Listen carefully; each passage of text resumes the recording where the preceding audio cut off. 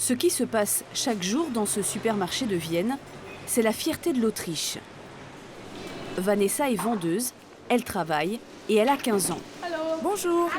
Et son cas n'a rien d'extraordinaire. Ici, c'est même tout à fait banal. Très tôt, les jeunes Autrichiens intègrent l'entreprise grâce à l'apprentissage. Merci encore. Au revoir. Depuis 1 an, Vanessa partage son temps entre ce supermarché Vous désirez autre chose? et les bancs de son école. Au début, on te dit ce que tu dois faire, mais après, il faut se débrouiller tout seul.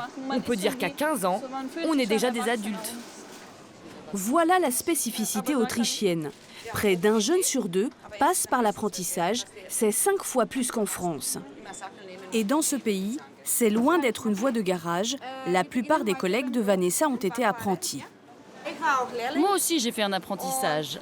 J'ai commencé quand j'avais 15 ans. Cet engouement pour l'apprentissage en Autriche est la preuve d'un lien très étroit entre les jeunes et le monde du travail. Un lien précoce puisqu'il commence pour certains dès l'école. Dans ce collège, ces élèves ne sont pas tout à fait des collégiens ordinaires. C'est étonnant vu de France, mais à 10 ans, les jeunes sont déjà orientés. 10 ans, ça paraît tôt, et pourtant c'est un choix assumé. L'école juge que certains élèves n'ont pas forcément le potentiel pour aller jusqu'au bac. Elle leur propose donc des études plus courtes. En 4 ans, elle les familiarise avec le monde de l'entreprise. En première année, on parle de métier, mais entre 12 et 14 ans, on insiste beaucoup sur l'orientation professionnelle et il y a même un cours dédié à cela. Camilla, par exemple, va apprendre dès le collège à rédiger un CV ou encore à se présenter aux entretiens. Comme tous les élèves, elle est ainsi sensibilisée dès son plus jeune âge aux problématiques de l'emploi. J'ai pas envie d'être au chômage. J'ai vraiment envie d'avoir un travail quand je serai grande. Et il n'est pas question que ces élèves lâchent en cours de route. Ils sont destinés à aller en apprentissage. Et pour s'en assurer, le gouvernement fait la chasse aux décrocheurs. Ces jeunes qui sortent du système scolaire et se retrouvent sans emploi. Pour cela, il a même créé un nouveau métier. Rosie Stockinger est ce qu'on appelle une coach jeunesse. 2 fois par semaine, elle vient dans ce collège. Elle traque les absences, les jeunes qui sèchent, et elle ne les lâche pas d'une semelle. Cette année, Rosie surveille de très près 14 élèves en difficulté. Un accompagnement sur mesure, très personnalisé. Cornelia, par exemple, a besoin d'aide. Elle n'est pas très débrouillarde et un peu timide. Comment ça va? Ça va, merci. Toute l'année, Rosie l'a aidée. Et son coaching va bien au-delà des simples conseils d'orientation. Elle était avec elle pour écrire son CV ou rédiger ses lettres de motivation. Elle l'a même accompagnée jusque dans les entreprises pour ses entretiens d'embauche. On est allés ensemble à son entretien. Je lui ai expliqué comment ça allait se passer. Je lui ai donné une petite tape sur l'épaule pour la soutenir parce qu'il y avait une trentaine de candidats et ça l'a boosté pour son rendez-vous. Sincèrement, ça m'a vraiment fait du bien. Et avec le temps, j'étais meilleure d'entretien en entretien. Avec tous ces dispositifs, l'école parvient à préparer les élèves au monde du travail.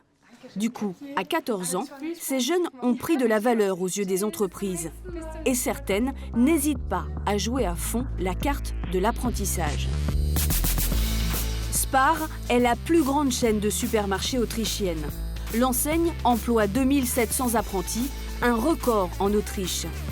À Vienne, elle a même fondé sa propre école, la Spar Academy, un établissement dirigé par Jörg Schilling.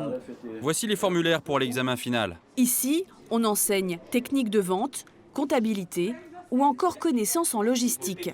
Cela ressemble à une école comme une autre, sauf qu'ici, le contenu des cours colle exactement aux besoins de l'enseigne.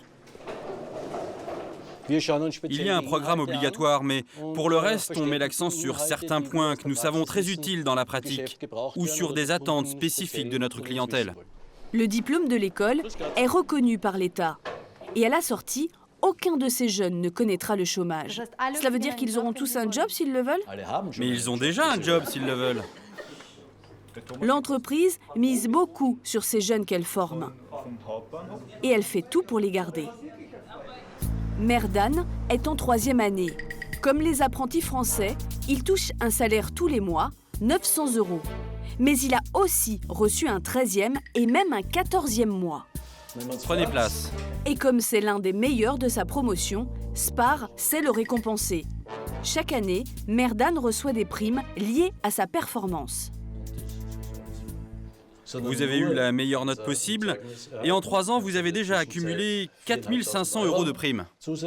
Mieux encore, l'apprenti va même recevoir la récompense suprême. Monsieur Schilling lui remet ce bon pour passer le permis de conduire, l'équivalent de 2 000 € offert par l'employeur. Là, vous voyez, il est content. Comme ça, il comprend qu'être performant, ça paye. Ah, ça me remotive à chaque fois, ça donne de l'ambition et je me dis que je dois saisir ma chance pour gravir les échelons.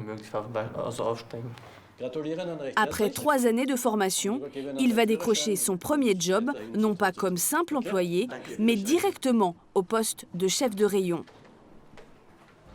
Comme Spar, l'immense majorité des entreprises autrichiennes jouent le jeu de l'apprentissage. Et le pays croit tellement à cette formule qu'il va encore plus loin. Quand un jeune ne trouve pas d'entreprise pour l'accueillir, c'est l'État qui prend le relais. Dans ce type d'atelier, il dépense chaque année 15 000 € par jeune pour les former lui-même.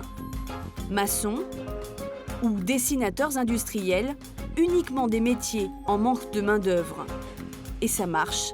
7 jeunes sur 10 passés par ces centres trouvent un emploi en moins d'1 an.